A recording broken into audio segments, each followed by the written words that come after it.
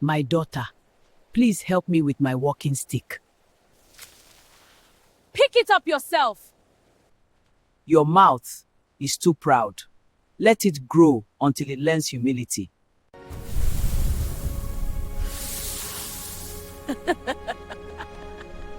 They say Amanda's mouth is still growing. Even now. Long after the old woman disappeared.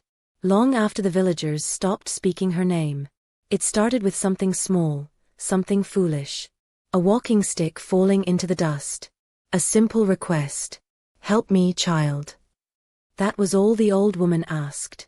But pride is heavier than stone, and Amanda would not bend. Amanda was 17, and feared nothing. She walked through the market like someone destined for more than the village could offer. Chin high, eyes sharp, words quick and cutting. People admired her beauty, but they avoided her heart. That afternoon, the sun was merciless. The air trembled above the red earth. Traders argued. Children ran between baskets of pepper and dried fish. Then the old woman appeared. No one saw where she came from. She was thin, too thin, wrapped in faded cloth that clung to her bones. Her walking stick trembled in her hand as she moved through the crowd. And then it slipped. The stick fell into the dust, rolling, stopping at Amanda's feet. The market quieted. Amanda, the old woman called, her voice like dry leaves dragged across stone. Help me, child. Pick up my stick. Amanda looked down at it. She did not move. Whispers circled. Some expected her to bend, if only to show the smallest respect. The old woman tried to kneel, but her body shook violently. Please, she said again. Amanda's lips curved. Pick it up yourself. The words were sharp, but not sharp enough. She spat. The saliva struck the old woman's cheek and slid slowly down her wrinkled skin. A collective gasp swallowed the market whole. The old woman did not wipe it away. She only looked at Amanda, long, deep, almost sorrowful. Your mouth, she said softly, is too proud. The wind shifted. The heat vanished for a single breath. Let it grow, she finished, until it learns humility. A chill crawled across Amanda's spine. But she laughed. And that laugh followed her home. That night, as she lay in bed, she felt something tightening around her lips. Something stretching. And somewhere in the darkness, a walking stick tapped once against the ground. It began before dawn. Amanda woke with an itch beneath her skin, not outside, but inside her lips. A swelling. A pressure. Like something pressing outward, searching for space. She stumbled to the cracked mirror hanging on the wall. At first, she smiled. Her lips were fuller, rounder, beautiful. She leaned closer. The smile held, then shifted. Slowly, almost gently, the lower part of her mouth lengthened past her chin. Amanda blinked. It did not snap back. She touched it. It was warm, real, alive. The skin stretched downward like soft wax melting in invisible heat. No blood. No tearing. Just movement. Her breath quickened. She tried to close her mouth, but it resisted. It widened instead, pulling at the corners until her reflection no longer looked human. She screamed. The sound that came out was wrong. It dragged. It echoed. It felt too big for the room. By sunrise, her mouth reached the top of her neck. By mid-morning, it brushed her collarbone. Her mother refused to look directly at her. You have invited something, she whispered. Amanda ran outside, clutching the heavy stretch of her own face. Children saw her first. They screamed. By afternoon, she had to lift her mouth slightly when she walked, or it would drag across the dirt. And when it touched the ground for the first time, she heard it. A whisper. Not from her throat. Not from her mind. From the mouth itself. Bend, it murmured. Amanda froze. Because she had not spoken. And at the edge of the village, barely visible through the heat, the old woman stood watching. Smiling. And Amanda realized the worst part was not that her mouth was growing. It was that something inside it was waking up. Amanda locked herself inside the house. She tied a scarf around her lower face, wrapping it twice, 3 times, pulling the cloth tight so the growing weight would not hang freely. Her hands trembled as she knotted it behind her head. For a moment, there was stillness. Then the scarf shifted. Something beneath it moved.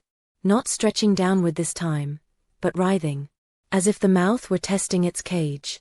"Stop," Amanda whispered. The word did not come from where it should. It came from lower, deeper, dragged through flesh that was no longer shaped correctly. The sound scraped against the walls. Her mother began praying in the corner. Outside, the villagers gathered in cautious silence. No one knocked. No one offered help. They remembered the market. They remembered the spit sliding down old skin. Inside the scarf, Amanda felt a pull. Her mouth extended further, forcing the fabric outward. The knot tightened painfully at the back of her head. Threads began to tear. Then she felt it. A sensation like breath. But she was not breathing. The mouth was slow, deliberate, inhaling dust from the floor. And then, it spoke again. "Bend." The voice was clearer now. No longer a faint murmur. It sounded layered, like two voices trying to occupy the same space. Amanda clawed at the scarf and ripped it away. Her mouth dropped heavily past her chest, stretching toward her stomach. Smooth. Unbroken. Unnatural. And as it swayed, it curved slightly, as if searching for something. Outside, a walking stick tapped once against the ground. The villagers scattered. Amanda rushed to the window. No one was there. But in the dirt, she saw a single line carved into the earth. A straight mark. As though something long had dragged itself across the village path. And it was heading toward her door. By the second night, Amanda could no longer stand upright without support. Her mouth had grown past her waist. It did not bleed. It did not crack. It simply lengthened, smooth and heavy, swaying with a slow, deliberate rhythm. When it touched the ground, the earth seemed to respond. The first time it brushed the dirt, she felt a vibration travel up through her body. Not pain. Recognition. The floorboards of her house began to creak, not from her weight, but from the movement beneath them. Her mother fled before midnight. She left without saying goodbye. Amanda did not blame her. Because the whispers had multiplied. Now when her mouth rested on the ground, faint sounds rose through it, like voices carried through hollow wood. Fragments. Pride. Disrespect. Spit. They were not loud, but they were constant. Amanda dragged herself toward the door, lifting the heavy length of her mouth in both arms. It was warm, warmer than her skin. When she stepped outside, the village was empty. Doors shut. Windows covered. No lanterns burned. They were afraid of her. Or of what followed her. And then she saw it. At the center of the village square, standing beneath the moonlight. The old woman. Leaning calmly on her walking stick. Amanda tried to speak, to beg, but her mouth moved too slowly now. The words tangled before they could form. The old woman did not approach. She only lifted the tip of her stick, and tapped it once against the ground. Amanda's mouth jerked violently. It stretched another inch. And this time, it did not stop. By dawn, Amanda's mouth had reached her knees. She could no longer carry it fully. It dragged behind her as she crawled, leaving a deep curved trail in the earth. Wherever it passed, the soil darkened, not with blood, but with something thicker. Something unseen. The village elders gathered at a distance, murmuring prayers they barely remembered. "This is not sickness," one said. "This is judgment." Amanda tried to close her mouth. She could not. The corners had stretched too far. Her jaw no longer aligned. When she attempted to force it shut, a sharp cracking sound echoed, and the mouth dropped even lower. Children watched from rooftops. One threw a small stone. It struck the elongated flesh. Amanda felt it. But the mouth reacted differently. It opened wider. Wider than any human mouth should. And from its depths came a sound, low, vibrating, almost hungry. The elders stepped back. The old woman appeared behind them without warning. "You wish to stand tall," she said quietly. "Now you will learn what it means to carry the weight of your own pride." Amanda collapsed fully to the ground. Her mouth stretched past her shins. The tip pressed into the dirt. And then slowly, it began to burrow. Not downward in hunger, but forward. Toward the old woman. As if drawn. As if commanded. Amanda screamed. But the scream did not belong to her alone anymore. And the old woman's smile widened, just slightly. As the earth beneath the village began to tremble. A low vibration rolled beneath the village square, rattling shutters, loosening dust from rooftops. The elders stumbled backward as Amanda's mouth pushed deeper into the soil, not tearing it apart, but sliding through it, as though the ground had been waiting. Amanda clawed at the dirt, trying to pull herself back. But the pull was stronger now. Not from outside. From within. Her mouth had grown past her ankles. The tip disappeared beneath the surface, carving a dark tunnel through red earth. And wherever it moved, the soil seemed to soften, to welcome it. "Stop," she cried. But her voice layered over itself again, 2 tones, then 3. One of them laughed. The old woman stepped closer. "You refuse to bend," she said calmly. "So the earth will teach you." Amanda felt something tug sharply, deeper below. Her body lurched forward, dragged by the unnatural length attached to her face. She tried to dig her heels into the ground, but it was useless. The mouth tightened. And then, it pulled. Hard. Amanda's entire body slid across the square, dust rising behind her like smoke. The villagers screamed. Because whatever was beneath the ground was pulling back. Amanda's fingers bled against stone as she fought the drag. Her body trembled violently, arms straining to hold onto the edge of a wooden post. The mouth stretched further. Longer. It felt endless now, like it no longer belonged to the size of her body. Then the pulling stopped. Suddenly. The square fell silent. Amanda lay panting, her elongated mouth buried deep beneath the earth.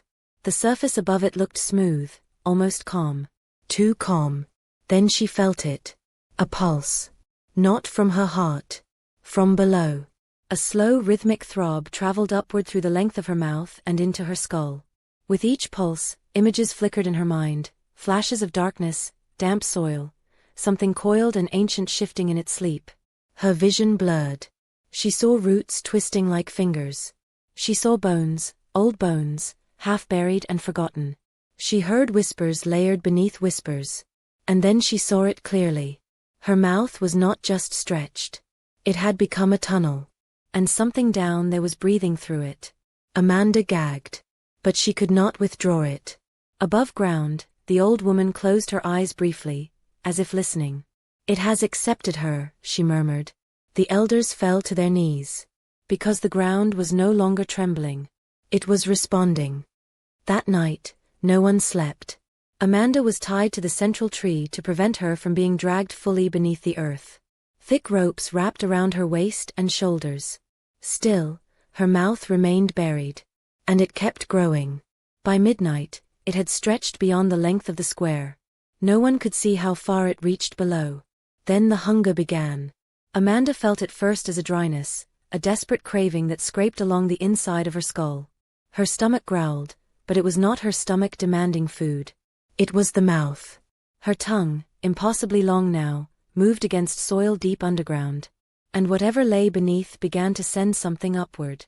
Not solid. Not liquid. But energy. A cold rush surged through her mouth and into her body. Amanda arched violently, gasping as strength flooded her limbs. Her eyes snapped open. They were darker. The ropes tightened as she strained against them, not in pain. In power. The villagers stepped back in horror. "She is feeding it," one elder whispered. "No," the old woman corrected softly. "It is feeding her." Amanda lifted her head slowly. The length of her mouth twitched where it met the ground. And for the first time, she smiled. Morning light revealed what the night had hidden. Amanda no longer looked merely cursed. She looked changed. Her skin carried a faint gray undertone. Her eyes were sharper, colder. And though her mouth still stretched endlessly into the earth, she no longer struggled against it. She stood. The ropes snapped. Not dramatically. Quietly. As though they had rotted from within. The villagers scattered, pressing themselves against walls and doorways. Amanda tilted her head slightly. "I can hear it," she said. Her voice echoed with depth, layered, hollow, and resonant. It vibrated through the square like wind through a cavern. She turned toward the old woman. You buried things here, Amanda continued softly. Things you did not want remembered. A ripple of fear passed through the elders. The old woman's grip tightened on her walking stick. Amanda's mouth shifted beneath the ground, and suddenly, the soil cracked open several feet away. A small object surfaced. A carved bracelet. Old. Recognizable. The elders gasped. Because it had belonged to someone who disappeared years ago. Amanda smiled wider. The earth was speaking to her now. And it was telling secrets. By sunset, the village understood the truth. This was no longer only punishment. It was revelation. Amanda stood at the center of the square, her elongated mouth still rooted deep beneath the earth like a living cord. Wherever it moved underground, the soil trembled slightly. She could feel everything now. Every buried secret. Every hidden bone. Every lie pressed into the dirt and forgotten. The old woman stepped forward. You wish to rise above others, she said calmly. Now you are tied to what lies beneath them. Amanda's gaze hardened. Why me? She demanded. The old woman studied her carefully. Because pride makes the loudest doorway. Silence fell. Then the old woman raised her stick slightly. There is one way to end this. The villagers leaned closer. Amanda's breath slowed. Bend, the old woman said. Not in body, but in spirit. Ask for forgiveness, not from me, but from the ground you insulted. Amanda looked down at the place where her mouth entered the soil. She felt the pulse again. Stronger. Waiting. If she refused, it would keep growing. If she accepted, something would have to be given in return. Amanda slowly lowered herself to her knees. The earth trembled in anticipation. But just as her forehead neared the dirt, her buried mouth tightened violently. And instead of pulling her downward, it began to pull something else upward. Something large. Something ancient. And the old woman's calm expression faltered for the first time. The ground did not erupt violently. It parted. Slowly, deliberately, like lips opening to speak. Amanda froze on her knees as the soil ahead of her began to swell. The buried length of her mouth tightened, not in pain, but in anticipation. The pulse beneath the earth grew louder, heavier, matching the frantic rhythm of her heart. Then something broke the surface. Not a hand. Not a creature. A slab of stone. Ancient.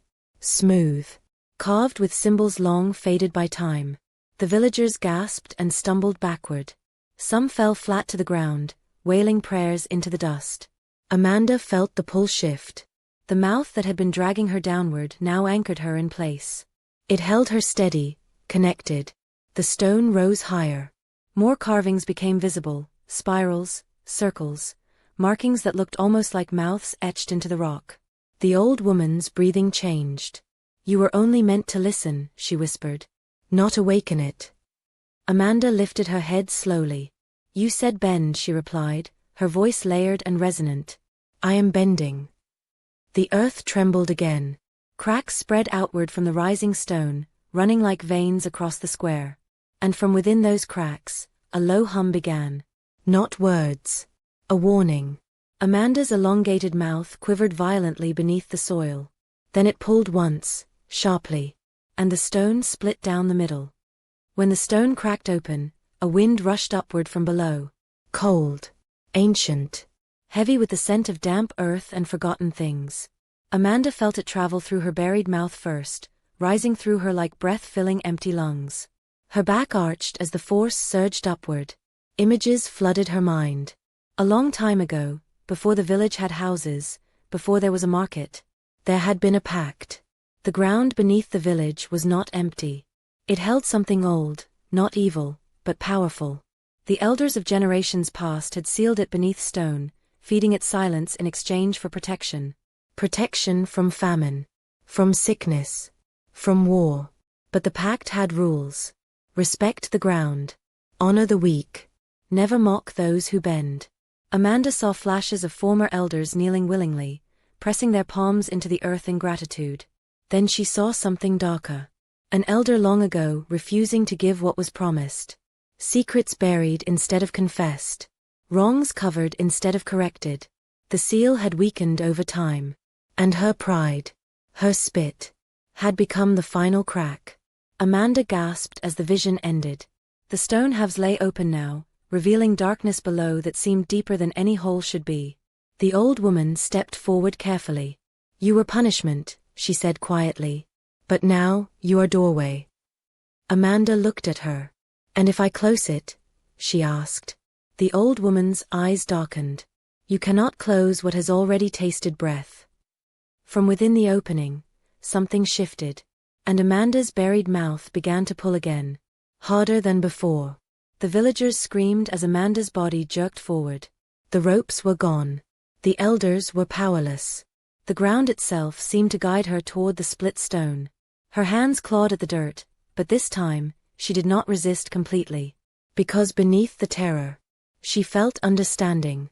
The mouth stretching from her face into the depths was no longer just punishment. It was connection. A bridge between what was buried and what walked above. If she allowed herself to be pulled fully downward, the doorway would open completely. If she fought it, the pressure might tear the village apart instead. The cracks in the square widened. Walls trembled. Clay pots shattered from shelves. The old woman raised her stick and struck the ground once. "Decide," she commanded. Amanda's breathing slowed. The buried mouth pulsed, urging her forward. She thought of the market, of the spit, of the laughter that had followed her home. Pride had made her stand tall. Now humility demanded something greater. Slowly, deliberately, Amanda stopped fighting. She placed both palms flat against the earth. And she leaned forward. The ground swallowed her elongated mouth further, up to her thighs now. The wind from below roared louder. But just as her body began to sink, the pulling changed direction. Instead of dragging her down, something from beneath began rising fast. Too fast. The old woman's eyes widened. Because this time, it was not stone coming up. The ground did not explode. It inhaled. The cracks widened in a perfect circle around Amanda, dust spiraling upward as though the earth itself were drawing breath. Her elongated mouth trembled violently where it disappeared below, the pulse now racing, frantic, alive. Then the surface bulged. Not stone. Not soil. A shape. Dark, smooth, massive. It rose slowly from the split ground, coated in damp earth that slid off in heavy clumps. The villagers screamed and fled toward the outer huts, but no one dared leave completely. Fear rooted them in place. Amanda could not look away. The thing emerging was not a creature in the way animals are creatures. It had no clear eyes, no visible limbs, yet it held form. Its surface shimmered faintly in the moonlight, etched with the same spirals carved into the broken stone. And at its center, an opening. Round. Breathing. The old woman stepped backward for the first time since this began. "It remembers," she whispered. Amanda felt the pull inside her skull intensify. Her mouth, still buried, was connected directly to whatever had risen. She could feel its thoughts pressing against hers. Not rage. Not hunger. Memory. The air grew thick. The shape lifted higher, towering now over the square. And when it finally stopped rising, it tilted toward Amanda, as if recognizing her. Amanda's body hovered between standing and sinking.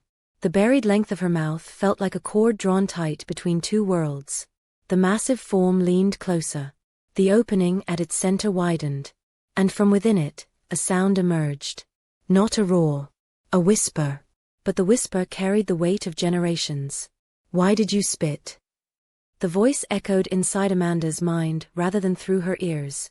It forced her to relive the moment, the laughter, the refusal, the disgust on her face. "I was proud," she answered weakly. The entity pulsed. The spirals along its surface began to glow faintly. Pride without honor fractures balance. The ground trembled again, this time more violently. Huts shook. Roofs cracked. The old woman struck her stick against the soil. "Ask forgiveness," she shouted. But the being was not finished. It shifted, and suddenly Amanda saw herself reflected across its surface. Not as she was now, but as she had been. Beautiful. Upright. Mocking. Then the reflection changed. Her mouth grew longer, longer, until it wrapped around her own image like a chain. Amanda gasped. This is what pride becomes, the voice whispered. And the reflection shattered into darkness. The being leaned closer still. Will you carry the weight willingly, or shall we return it to all? The villagers cried out in fear. Because the cracks in the earth were spreading toward every home. Amanda understood then. This was no random curse. She had become the vessel for something ancient that had been contained for generations. Her arrogance had cracked the seal, but now she had the choice to hold it closed, or let it pour outward. What must I do? She asked. The answer came instantly. Bend fully. Not in body alone. In spirit. In truth.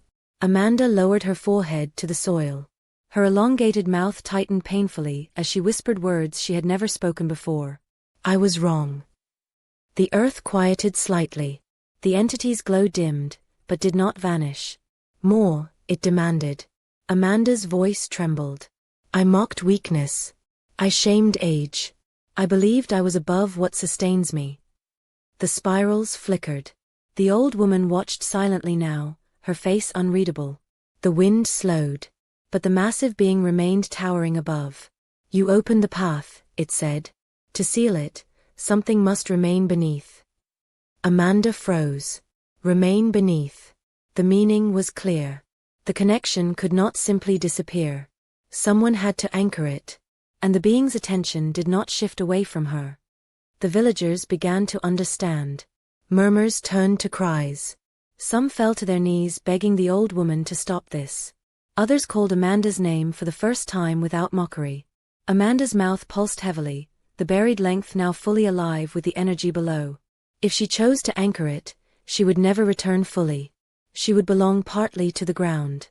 The old woman finally spoke. You were given a lesson, she said quietly. But the lesson grew larger than intended. Amanda laughed softly, a hollow sound. That seems to happen when pride is involved. The entity's opening widened again. Choose. The cracks in the earth began spreading faster, reaching the outer huts. Amanda closed her eyes. Then slowly, she stood. I will remain, she said. The wind stilled completely. The villagers gasped. Her elongated mouth glowed faintly beneath the soil, as if sealing itself deeper. The massive form began to sink slowly back into the earth. Not violently. Gently. But as it descended, Amanda felt herself being pulled again. This time willingly. The ground softened beneath Amanda's knees. Her body did not thrash. She did not scream. She simply lowered herself as the earth embraced her. The villagers watched in stunned silence as her legs disappeared first, then her waist. Her elongated mouth shimmered like a living root anchoring her in place. The old woman stepped closer. Do you understand now? She asked. Amanda nodded. Humility is not weakness, she said quietly. It is balance. The entity was almost fully submerged now. Only its spiraled surface remained visible. Amanda's chest sank beneath the soil. She felt no suffocation. Only pressure. Heavy, ancient, final. The cracks across the village began sealing one by one. The huts steadied. The wind returned. As her shoulders vanished, Amanda looked once more at the sky. Then her head slowly descended, her elongated mouth the last part still visible. It tightened, pulsed once, and then slipped beneath the earth. The square became still, as though nothing had ever happened.